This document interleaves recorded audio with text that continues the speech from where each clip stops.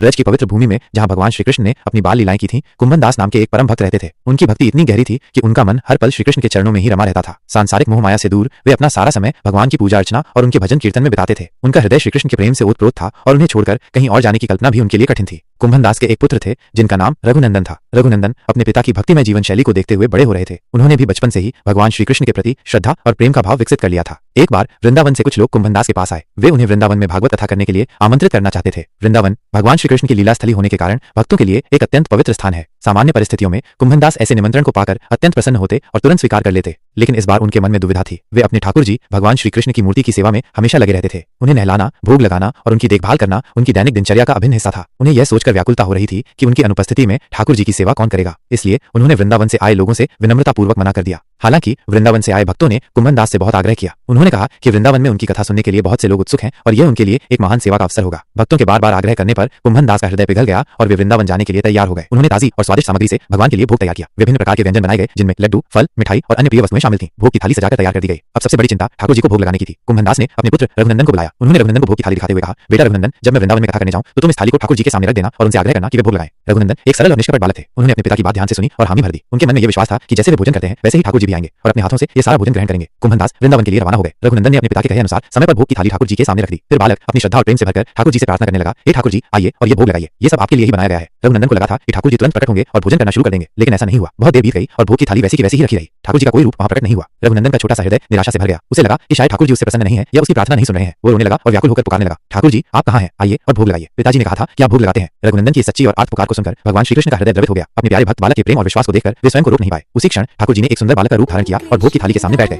रघुनंदन अपनी आंखों पर विश्वास नहीं कर पा रहा था। उसने देखा एक छोटा सा बालक जिसकी सूरत बिल्कुल उसके ठाकुर जी जैसी थी, बड़े प्रेम से भोग लगा रहा है। वो कभी कोई मिठाई उठाता, कभी फल खाता और कभी लड्डू अपने छोटे छोटे हाथों से अपने मुख में डालता। रघुनंदन की खुशी का ठिकाना नहीं रहा। उसे लगा कि उसके पिता की बात सच हो गई और ठाकुर जी सच में भोग लगाने आए हैं। जब कुंभन दास वृंदावन से कथा करके लौटे तो उन्होंने सबसे पहले रघुनंदन से ठाकुर जी के भोग के बारे में पूछा। रघुनंदन ने उत्साह से बताया कि ठाकुर जी ने सारा भोजन खा लिया। कुंभन दास को पहले तो ये सुनकर आश्चर्य हुआ। उन्हें लगा कि शायद रघुनंदन को भूख लगी होगी और उसने सारा प्रसाद खा लिया होगा। उन्होंने रघुनंदन को कुछ नहीं कहा, लेकिन उनके मन में थोड़ा संदेह जरूर हुआ। अगले दिन भी ऐसा ही हुआ। रघुनंदन ने भोग लगाया और जब कुंभन दास ने पूछा तो उसने फिर कहा कि ठाकुर जी ने सारा भोजन ग्रहण कर लिया। ये सिलसिला कुछ दिनों तक चलता रहा। कुंभन दास को अब यकीन होने लगा कि कुछ तो असामान्य हो रहा है। सत्य जानने के लिए कुंभन दास ने एक योजना बनाई। एक दिन उन्होंने स्वादिष्ट लड्डू बनाए और उन्हें भोग की थाली में रखा। फिर वे छिपकर एक ऐसी जगह पर बैठ गए जहां से वे सब कुछ देख सकें कि रघुनंदन क्या करता है। जब रघुनंदन ने ठाकुर जी के आगे भोग की थाली रखी तो वही अद्भुत दृश्य फिर से प्रकट हुए। ठाकुर जी ने बालक का रूप धारण किया और बड़े आनंद से लड्डू खाने लगे। कुंभन दास अपनी आंखों से ये सब देखकर चकित रह गए। उनके हृदय में आश्चर्य, भक्ति और प्रेम का एक अद्भुत संगम हुआ। जैसे ही कुंभन दास ने ठाकुर जी के इस बाल स्वरूप को स्पष्ट रूप से देखा, वे अपने आप को रोक नहीं पाए। वे भागते हुए आए और प्रभु के चरणों में गिर पड़े। वे रोते हुए विनती करने लगे, हे प्रभु, यह आपकी कैसी लीला है? मैंने आपको साधारण पत्थर की मूर्ति समझा, लेकिन आप तो स्वयं मेरे बाल के प्रेम के वशीभूत होकर प्रकट होते हैं। उस समय लड्डू गोपाल के एक हाथ में लड्डू था और दूसरे हाथ का लड्डू उनके मुख में जाने ही वाला था। जैसे ही कुंभन दास उनके चरणों में गिरे, ठाकुर जी का वो बाल स्वरूप उसी अवस्था में जड़ हो गया। उनका एक हाथ लड्डू पकड़े हुए और दूसरा आधा खाया हुआ लड्डू मुंह के पास ही रह गया। लड्डू गोपाल की पूजा और कथा का महत्व। उस दिन से भगवान श्री कृष्ण के उस बाल स्वरूप की पूजा लड्डू गोपाल के रूप में की जाने लगी। उनके हाथ में लड्डू और मुख के पास आधा खाया हुआ लड्डू उनकी बाल लीला और भक्त के प्रेम के